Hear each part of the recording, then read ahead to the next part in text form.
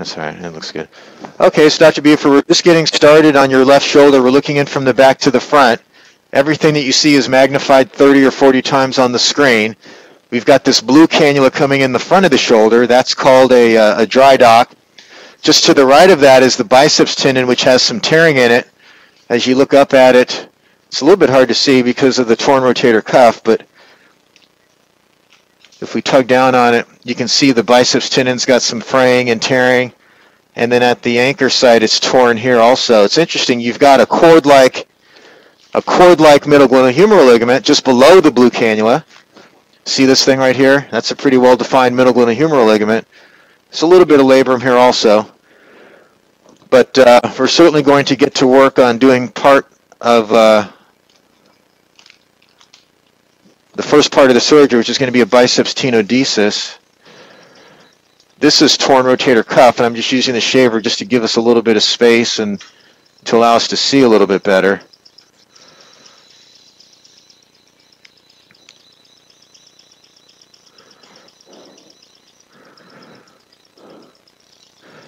Okay, and so while they're getting things ready, we're going to look around the rest of the shoulder. This is the glenoid down below. You do not have much in the way of arthritis or loss of cartilage. That's good. Here's the posterior capsule.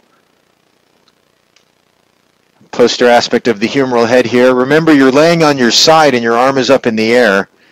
So the bottom of your shoulders down here, the back of your shoulders to the left, the front of your shoulders up here. And down there is the anterior band of the inferior glenohumeral ligament. That looks good. And so we're going to go ahead and take a spinal needle, if we have it ready to go. And then we're going to pass a free shuttle relay through the spinal needle and show you how we do this type of biceps tenodesis. There's the needle going right through the tendon. Next, we're going to need to hold the camera here, please. Grasper.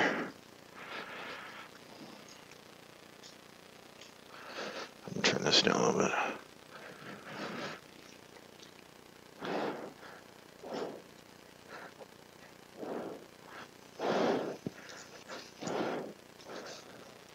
So, two hands, hold the light source too so you can rotate if you need to. Okay, so here we're going to grab the relay, we're going to back out the needle, we're going to load this with a free hi-fi suture.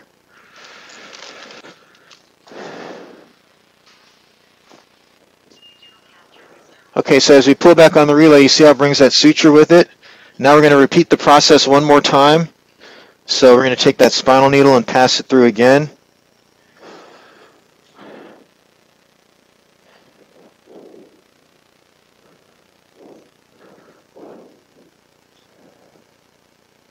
That looks pretty good there.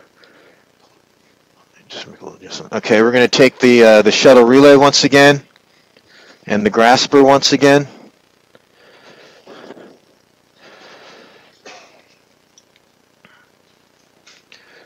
Now this time we're going to do something a little tricky here, so we'll show you what that is. It gives us a much stronger hold on this biceps tendon. So here we are feeding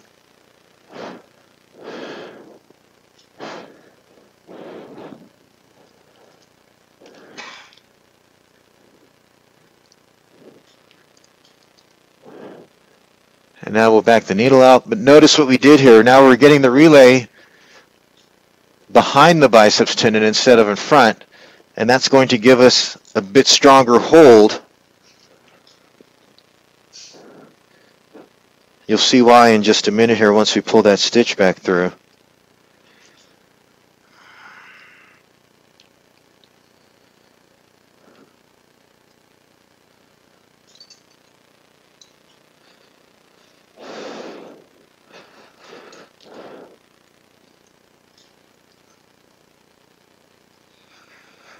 Okay, so now you can see how that suture loops all the way around the biceps now.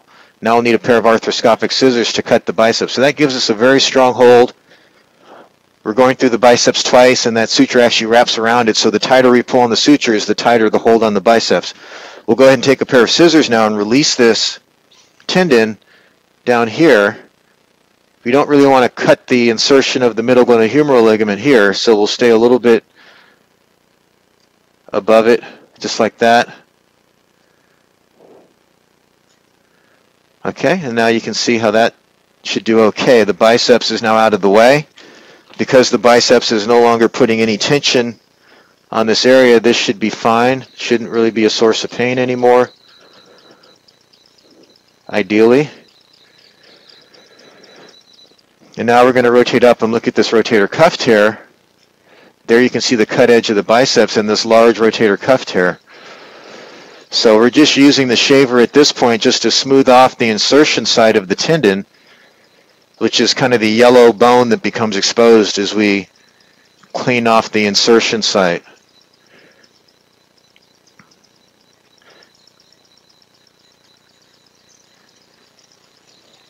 In just a second here, we're going to change positions with your shoulder, which will make it a little bit easier to see the extent of the tear.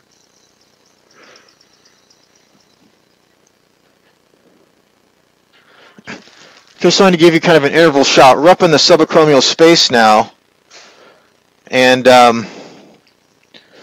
this is the tear. You can see it right here. We're using this needle just to localize the tear, make sure we place the cannula kind of right in the middle of it. But this tendon has torn from the bone here, and when it retracts, it goes back this way. Okay? And so when we lift it up, you can see there's a complete hole there. We're going to get an even better view of this once we switch our camera in just a second. Okay, so this is a good look at the tear now. To the right is posterior, to the left is anterior. And so when we use our spinal needle now, there it is coming in. This is the posterior aspect of the tear, so if we keep heading to the right here, that will take us towards the part of the cuff called the infraspinatus, or the back of your shoulder. And we can see how far that extends down here. To the left is the front of your shoulder, and the anterior extent of it's marked by the cut edge of the biceps tendon right there. Okay? So we've got to cover this whole area here. We're going to use our shaver just to clean off the insertion site just a little bit more, and then we'll show you some more in a minute. Okay, so here's the guide for the anchor. You can see where we are again, anteriors to the left. There's the cut edge of the biceps. Posteriors to the right. We're going to go ahead. There's the articular surface. So if we keep going in this direction, we're going to go down into the joint. So we're going to place our first anchor pretty far posterior, right about here. Okay, no, that's water's going to come out there, so slide to your right. Yeah, go ahead and pull it. It won't come out very. Give him the anchor, please. And then just mallet that straight down. Take a mallet. Straight down.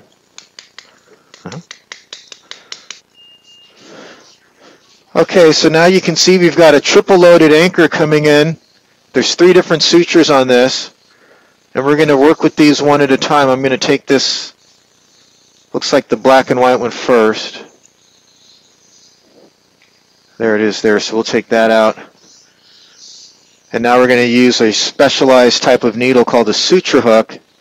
Hold the scope, so you'll hold the scope right about there, right there. We're going to use a suture hook and a grasper. I'm a little bit closer. Suture hook's going to come in on the right side of the screen, the grasper on the left. The suture hook here is loaded with a black wire. You can see it there. It's called a super shuttle. It's the same one we used for the biceps tendon at the beginning of the case. But now the key here is we want to make sure we get the full thickness of this tear.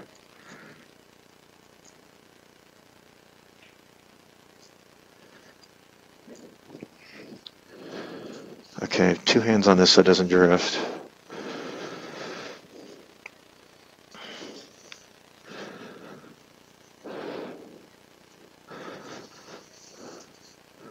Okay, so that's basically, I'm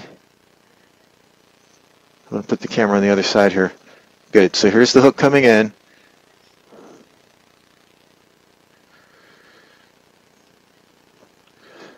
Okay, if you can hold that there, please. Hold that right there.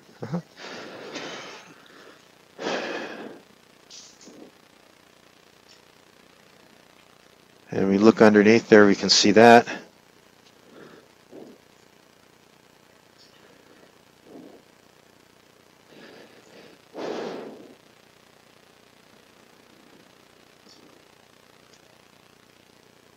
Okay. And now we can check our stitch, make sure we're all the way underneath the tendon. And there we can confirm that there. So now we'll go ahead and feed that. Hold it right there.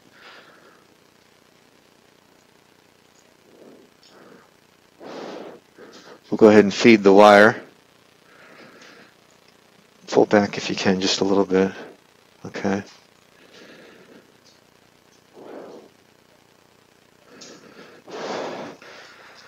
There you go. Okay, and then outside your shoulder, we're going to go ahead and load that black wire with the black and white stitch that you see there. So, okay, so there's the first knot. We've already tied it. That's that black and white suture. You can see how that's actually got this posterior cuff down to the bone pretty well. So now we're going to make another pass. This is a slightly different curved suture hook. We'll pull this relay out because we don't want that sticking out the tip there. So our next stitch, you can see as we march forward, our next stitch is going to have to go, looks like maybe right about here. So we'll plan on going in right about here. We want to look for the muscle tendon junction also to check. Maybe be 2 or 3 millimeters lateral to that. Hold the camera right there, please.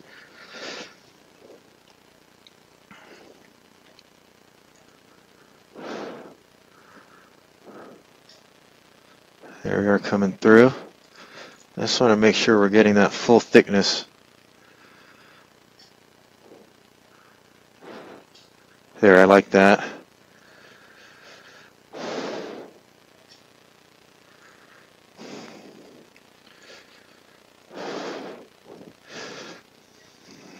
I got it. Okay, we're all done now. Let me show you where we're at. We've got the sutures tied for the cuff here. We're looking from the back, by the way. That's why it looks a little bit different. So as I rotate your shoulder, there's the repair. There's the very first one. Remember that black and white was the first. There's 3 sutures coming from that one anchor. We've tied the bicep sutures down with another anchor right there. That's the tenodesis part of it. And what I'm doing now is I'm using a smaller punch, hold the camera here, to make some little holes in the greater tuberosity. This opens up the bone marrow space and gives us a way to let some of the elements in the bone marrow come out and help with the healing response. Almost like a way to release some of the stem cells that are in the bone marrow. So we'll do one with one anchor. Sometimes we just do 1 or 2. Like that. And now we'll turn down the pressure on the pump and you'll see some of the bone marrow elements start to come out of those holes. You can see that there. So there it is right there. The yellow, that's the bone marrow element, proteins and things that are in the bone marrow. So we're going to finish up here and get you back to the recovery room. Good luck to you now. Bye-bye.